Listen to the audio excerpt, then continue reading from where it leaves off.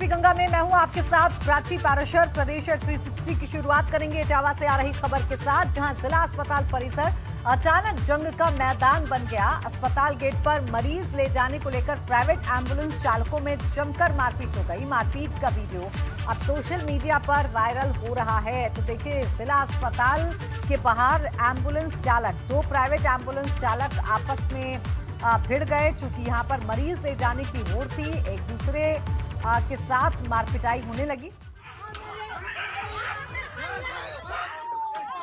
तो मरीज को ले जाने के लिए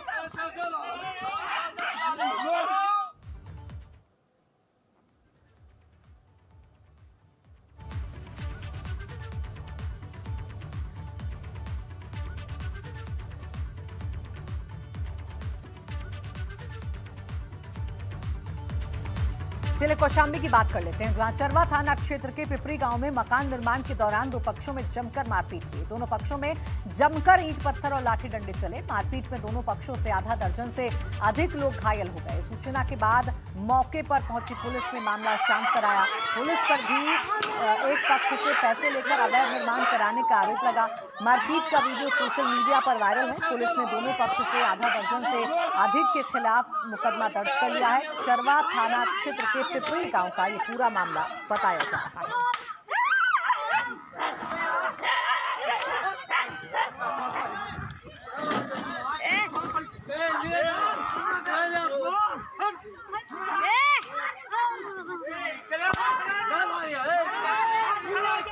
रायबरेली से अगली खबर आ रही है, जहां देवर ने भाभी को पीटकर अधमरा कर दिया। घर के बंटवारे को लेकर जमकर मारपीट हुई। पत्नी के साथ मिलकर देवर ने भाभी को पीटा। देवर का भाभी को पीटते हुए वीडियो कैमरे में कैद हो गया। गदागंज थाना क्षेत्र के सूबेदार के कुरवा का ये पूरा मामला है, जहां देवर ने प्रॉपर्टी के चक्कर में, बंटवारे के चक्कर में अपनी भाभी को पीट कर अधमरा कर।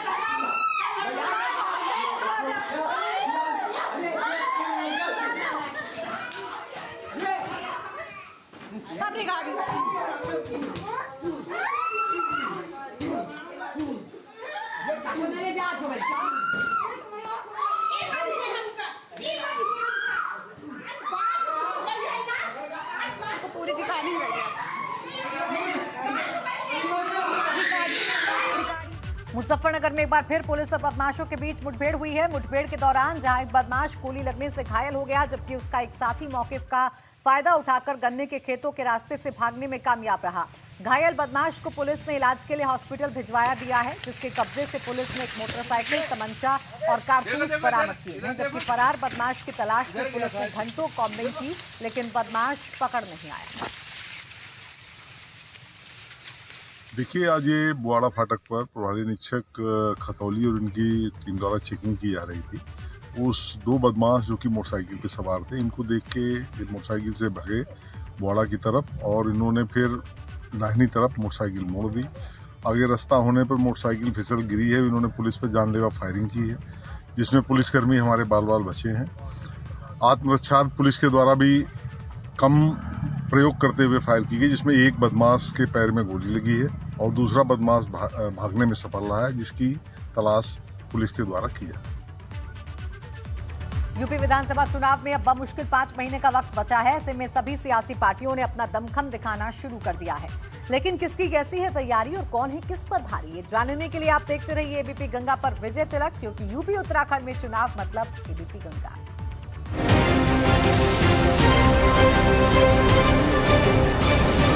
विजय तिलक।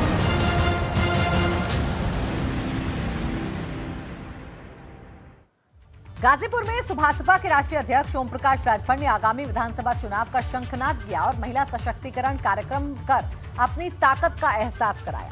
इस दौरान ओम प्रकाश राजभर ने कहा कि हमने भागीदारी संकल्प मोर्चा बनाया है और पूरे प्रदेश में हम घूम रहे हैं। भाजपा पर हमला बोलते हुए ओम प्रकाश राजभर ने कहा कि भाजपा सबसे बड़ी झूठी पार्टी है। बीजेपी को छोड़कर अन्य सभी पार्टियों से हर तरह का विकल्प खुला। महिला जागरूकता एवं अधिकार चेतना रैली, ये देश की सचिव। पैसा दे के किसी से कुछ कहलवाया जा सकता है।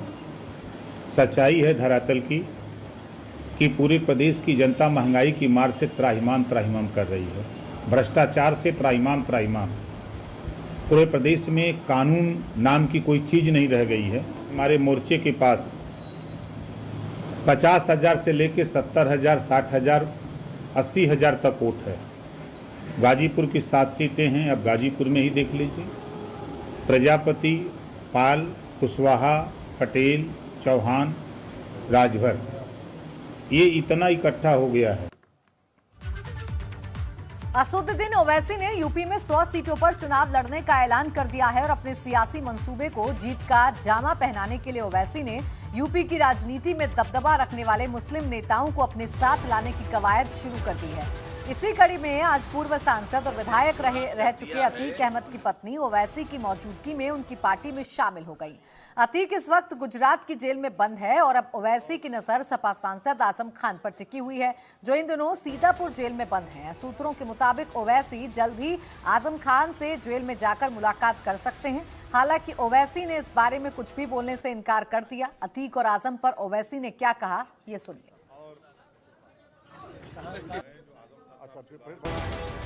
पर आज भी कायम हो, मगर आज वो जिस उलझनों में है, परेशानियों में है, तो उस तरह का एक पॉलिटिकल जवाब मैं नहीं दे सकता। मगर मेरी नेक तमन्ना है और हमारी ऐन ख्वाहिश है कि अल्लाह सुब्हाना व तआला उनकी तमाम मुश्किलात में आसानी पैदा करे। असदुद्दीन ओवैसी के यूपी दौरे की शुरुआत के साथ ही विरोधियों ने भी उन पर हमला बोल दिया है। भाजपा ने कहा है कि ओवैसी की जिहादी मानसिकता यूपी में नहीं चलने वाली, तो कांग्रेस ने एक बार फिर से ओवैसी पर भाजपा के साथ मिलकर ध्रुवीकरण की राजनीति करने का आरोप लगाया है।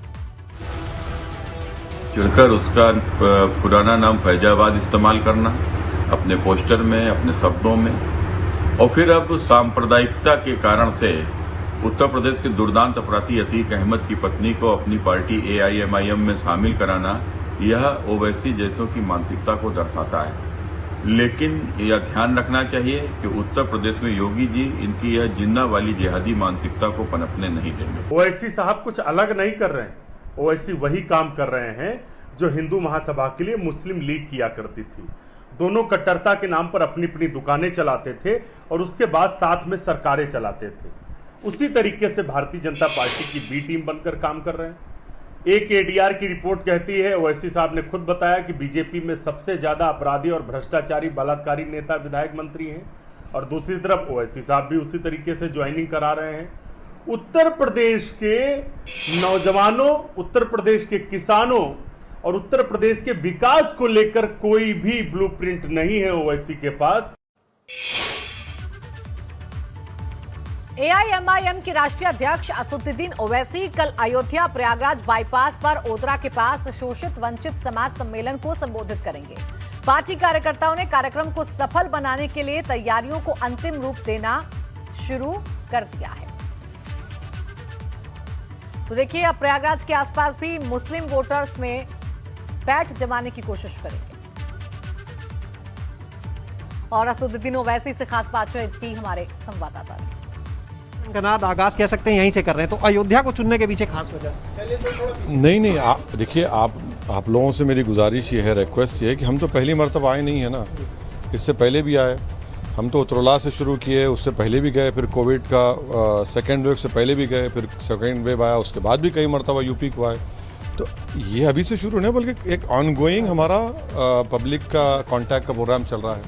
आपने कहा 100 सीटों पे आप अपने कैंडिडेट खुद उतारेंगे, जो बाकी सीटें हैं किसके साथ जाएंगे फिर? देखिए, शौकत साहब ने ऐलान किया कि हम 100 सीट पर तैयारी कर रहे हैं, और हो सकता है कि उससे बड़े भी हम, तैयारी तो 100 सीट पर है। सपा बसपा अगर बात करती है तो क्या स्टैंड होगा असदुद्दीन ओवैसी? अरे वो बात तो करें, वो नहीं मालूम, बात करेंगे नहीं करेंगे, और जहाँ तक हमारा पोजीशन है ठीक है, और बात करना चाहते हम बात करें। आपकी चंद्रशेखर रावत से भी बात हो रही है, राजभर से भी बात हो रही है, अगर आप सब एक साथ आते हैं तो चेहरा कौन होगा? आप होंगे चेहरा? चेहरा उत्तर प्रदेश की वो जनता होगी जिनके भाई बहन माँ की लाशें गंगा में बह रही थीं। चेहरा उन लोगों का होगा जिनको ऑक्सीजन नहीं मिला, चेहरा उन नौजवानों का होगा जिनको नौकरी नहीं मिली, चेहरा उन लोगों का होगा जिनको क्रिमिनल कहकर बेबुनियाद तरीके से उनका इनकाउंटर कर दिया गया, मिस गवर्नेंस है, ये चेहरा होगा। हमारा चेहरा उत्तर प्रदेश की जनता से बड़ा नहीं है।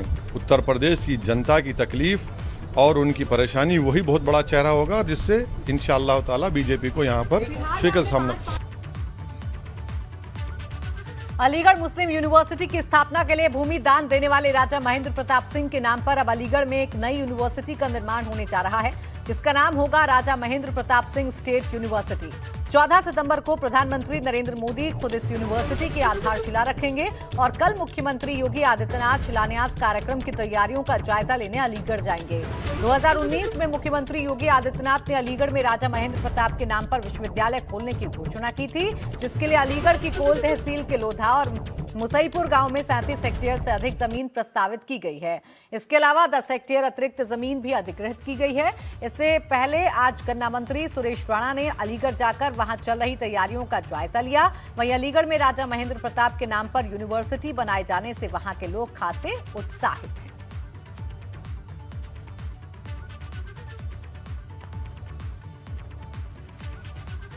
तो आपको बता दें कि अलीगढ़ में राजा महेंद्र प्रताप की यूनिवर्सिटी बनने जा रही है, जिसका शिलान्यास खुद 14 सितंबर को प्रधानमंत्री नरेंद्र मोदी को करना है।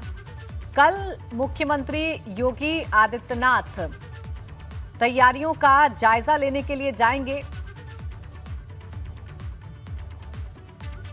और आज गन्ना मंत्री सुरेश राणा भी अलीगढ़ पहुंचे। उन्होंने भी तैयारियों का जायजा लिया और कल मुख्यमंत्री पहुंचेंगे।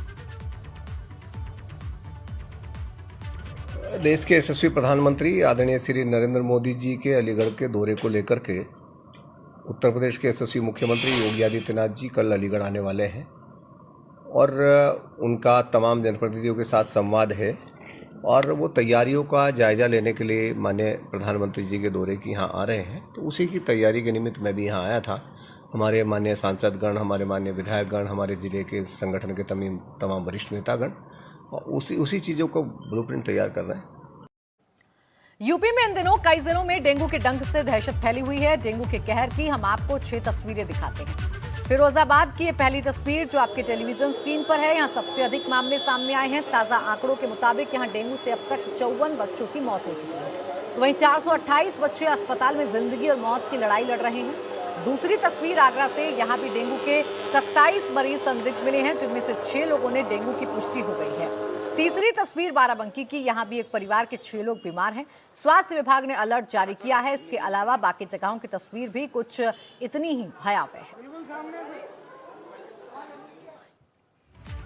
गाजीपुर जिले के शेरपुर गांव में इन दिनों तेज कटान हो रहा है। पिछले कुछ दिनों में गंगा में आई बाढ़ के बाद करीब 100 बीघा से ऊपर जमीन कटान की भेंट चढ़ चुकी है।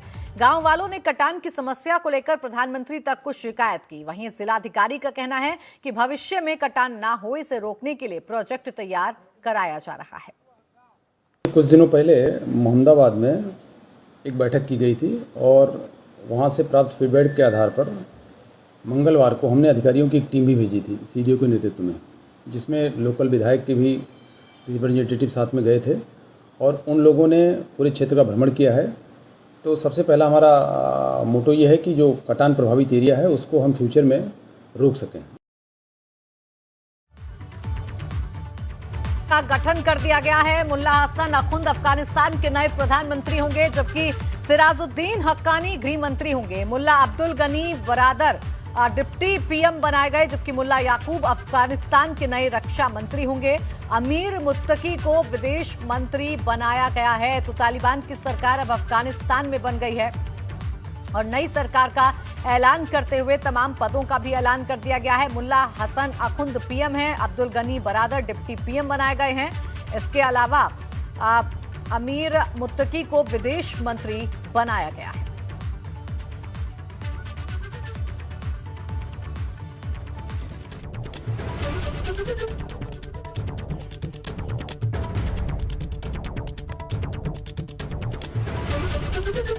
खबरों में बढ़ेंगे आगे, बात करेंगे कोरोना संकट के बाद अब हिमाचल प्रदेश के सेब बागवानों के सामने नई मुश्किल खड़ी हो गई है, क्योंकि इन दिनों सेब के दामों में भारी गिरावट आ गई है। 3000 रुपए प्रति पेटी बिकने वाले सेब अब 1200 से 1800 रुपए प्रति पेटी बिक रहा है।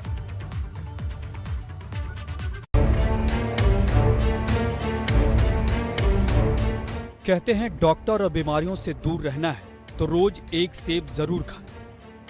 लेकिन हिमाचल प्रदेश की सेब मंडियों में सेब के गिरते दामों ने सेब पैदा करने वालों के चेहरे की चमक उड़ा दी है।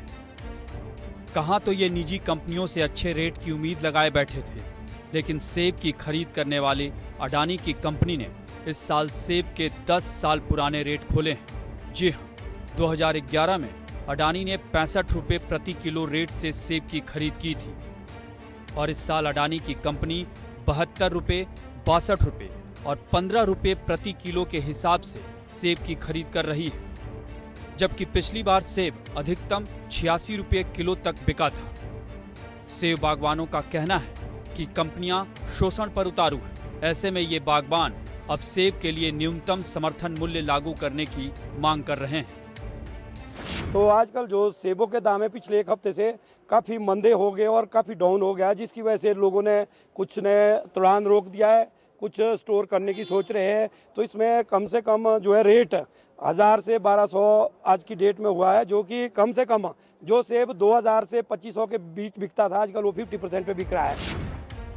वहीं सेब मंडी के आढ़तियों की माने तो सेब के रेट गिरने की वजह बेमौसम बरसात और ओलावृष्टि से सेब की क्वालिटी का खराब होना है। साथ ही कोरोना ने भी इस पर बुरा असर डाला है। बावजूद इसके अब भी अच्छी किस्म के सेब के बेहतर दाम मिल रहे हैं। एक तो माल जो है ना, माल बढ़िया नहीं आ रहे हैं, ओले की वजह से ज़्यादा निशान है, वो नहीं कहीं भी किसी मंडी में नहीं बिक रहे हैं। जो अच्छा माल हो आज की डेट में 1800 रुपये बिक रहा है। हाँ जी, जो हल्के माल है वो 400 रुपये, 500 रुपये, 700 रुपये बिक रहा है। इस टाइम जो परचून में बेचने वाला भी है ना, जो 5000 रुपये सेल करता है तो आज 1000 रुपये सेल कर रहा है। सिर्फ उसको मजबूरी है काम करने की हो, काम है नहीं है, क्या करेगा फिर वो। यही सेब के गिरते दामों से मुख्यमंत्री जयराम ठाकुर भी चिंतित हैं। यही वजह है कि उन्होंने बागवानों से मंडियों और मार्केट में सेब की फसल फिलहाल कम भेजने को कहा है। सेब के दाम में एकाएक गिरावट आई है और काफी गिरावट आई है और सभी बागबान भी उससे चिंतित हैं और ये स्थिति आनी नहीं चाहिए थी। वैसे कुल मिलाकर के जो भी स्थिति आई है और उसके साथ साथ में जो हमारी जो स्टोरेज की जो कैपेसिटी है, यहाँ पर जितने भी जो हमारे कोल्ड स्टोर है प्राइवेट सेक्टर में, उनसे हमने इस बात के लिए आग्रह करने का निश्चय किया है कि वो जो है वो ठीक दाम पर जो है सेब इस वक्त वहाँ पर ले सकते। इस बीच कांग्रेस को तो जैसे बैठे बिठाए एक मौका मिल गया है और उसने बागवानी मंत्री के इस्तीफे की मांग शुरू कर दी है। ये बहुत चिंता का विषय है कि पिछले कुछ समय से लगातार मार्केट में सेब के दाम जो है गिरते जा रहे हैं। इस वजह से बागवानों और किसानों में बहुत ज़्यादा निराशा है। ये भारतीय जनता पार्टी की आर्थिक मदद करने वाले इस बात को लेकर हमने विरोध किया और ये विरोध हमारा, अगर सरकार ने सख्त निर्णय नहीं लिया तो ये विरोध जो आगे बढ़ने का। वहीं अडानी एग्रो फ्रेश की माने तो पिछले सारे रिकॉर्ड तोड़ते हुए सेब के किसानों ने हमें एक हफ्ते में 5000 टन सेब बेचे हैं। कंपनी का रिकॉर्ड तोड़ खरीद का मेन कारण ये है कि हमने इस साल किसानों को अच्छे दाम दिए हैं, मंडियों से उनको दाने में अच्छा प्राइस मिल रहा है और लोग यहाँ अपना सेब ला रहे हैं और खुश होकर जा रहे हैं और रिपीट भी कर रहे हैं। बहरहाल हिमाचल प्रदेश में सेब बागवान बेशक संकटों का सामना कर रहे हैं। ऐसे में जरूरत इस संकट के जल्द से जल्द समाधान करने का है। Bureau report, ABP Ganga.